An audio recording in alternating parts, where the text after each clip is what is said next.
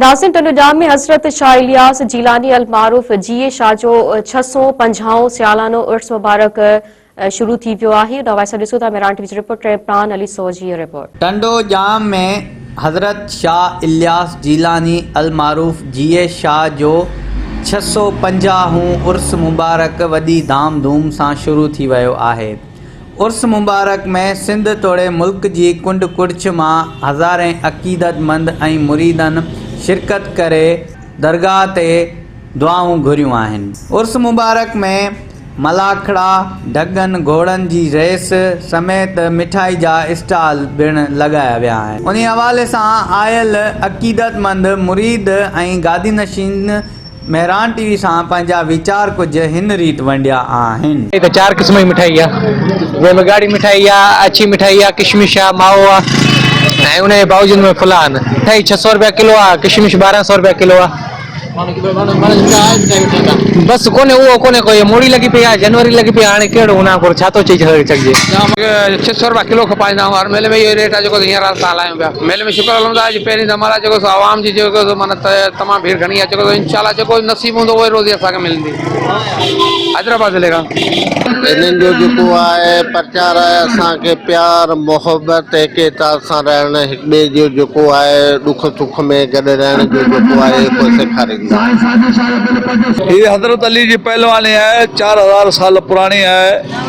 ही कदीमी रांद है। असां मल पहलवाननि खे उहा खुंद खुराक न आहे। सिंध जो त ठहियो, पाकिस्तान त पंहिंजो असांजो पंहिंजो आहे, पर असीं ॿाहिरि मुल्क में वञण लाइ तयार आहियूं। असां मलनि जो जेको हक़ उहो मिलियो वञे। मुराद अली शाह खे असां इहो अर्ज़ु था कयूं, बिलावल भुट्ट खे, स्पोर्ट खे। ही चंद वॾेरा आहिनि, उनजे सदके ते ही मेलो त मलनि जी खुराक, मलनि जो ख़र्चो वॾो आहे। उन्हनि खे उहा शइ मिली वञे जंहिंसां खपे उन सां विड़ाइनि विड़नि। मल वीचारा पोइ हुतां हुतां कंहिंजे पासां भॼो पई, कंहिंखे कारी साई थी वञे, उनखे का शइ कोन्हे मिले, को वज़ीफ़ो कोन्हे। तव्हांजे साम्हूं चंद वॾेरा दरगाहनि जे सदके ते हलनि पिया। पुराणा मल असांजो मुस्ताक मंगरियो पुराणो मल विड़ियो, मल खां पोइ लाउट ते पुछो त तोखे सरकार छा ॾिनो आहे। हे अब्दुल्ला खटी असांजो सेक्रेटरी मल जो छा थियो आहे, सदर रहियो आहियां। कुझु कोन्हे, चंद वॾनि जे सदके करे उहे असांखे ॾियनि जंहिंसां खपे। असीं उन सां मल विड़ासीं। पाकिस्तान खां ॿाहिरि मुल्क जंहिं मंझि में विड़ा आहिनि, असांजा मल विड़ण लाइ तयार, पोइ उनखे खुराक खपे। जीअं त हीअ साईं जीए शाह बादशाह जो पहिरियों उर्स मुबारक आहे, जंहिंमें पहिरियों मलाखड़ो थियो।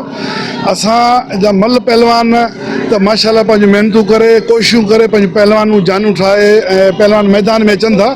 त तमामु असांजे पाकिस्तान में हर कुंड कुड़छ में पहलवान रहनि था। कुंड कुड़छ में हर दोस्त शौक़ीन आहे जेको पहलवान सां सहकार में आहिनि, पहलवान हुननि सां बि आहिनि।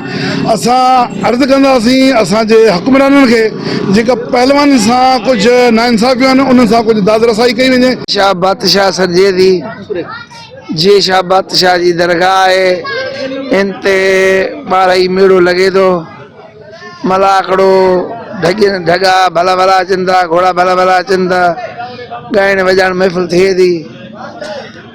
12 साल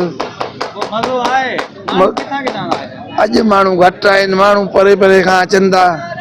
जेको ॿुसण जो माहौल आहे ऐं जेका महांगाई माण्हुनि जी चेल बनी छॾी आहे, इन में असांजे लाइ तमामु हिकिड़ो सुठो सबक़ु आहिनि। पंहिंजे हिक ॿिए जा रवादारी सां, मोहबत सां, जेका सिंधी सकाफ़त आहे हिक ॿिए सां मोहबत जी, उन जो सबूत ॾियूं थियूं। असांजी सकाफ़त हिकिड़ो वरसो आहे, उन में असां मूं बाक़ाइदे असांजे मटियारनि में हींअर जीएम बाबू ख़ासि के लिए मेरान टीवी जो रिपोर्टर आहे। उन हिकिड़ो वॾो प्रोग्राम करायो असां उन में, मुंहिंजो उन सां साथ हो। त उन में साईं गुलाम नबी मोहरा शाह पाण आयो। हा, मेरान टीवी जो मालिक पाण आयो, उन इंजॉय कयो, उन ॾिठो, उन बाक़ाइदे असां जेके पहलवान खे चवण था चाहियूं त ख़ुदा मल त विड़ो पिया अथई बि, पर मल खे सम्झो था मल आहे छा। मल में वार हुआ, जाठो आहे, अंदरियो आहे, ॿाहिरियों आहे, उखरिया, मोहरिया, बचिया, ॿिलड़ा, पासो आहे, पुठो आहे, धका मुना, खणणु, घुमाइणु, फिराइणु, हणणु, मुड़ुस मुड़ुस खे मारे मट थिए। इहे दान, इहे दाब त अॼुकल्ह असांजो पहलवान सिखे। असांजे पहलवान इहा ख़बर न आहे त उखरी मोहरी छा आहे।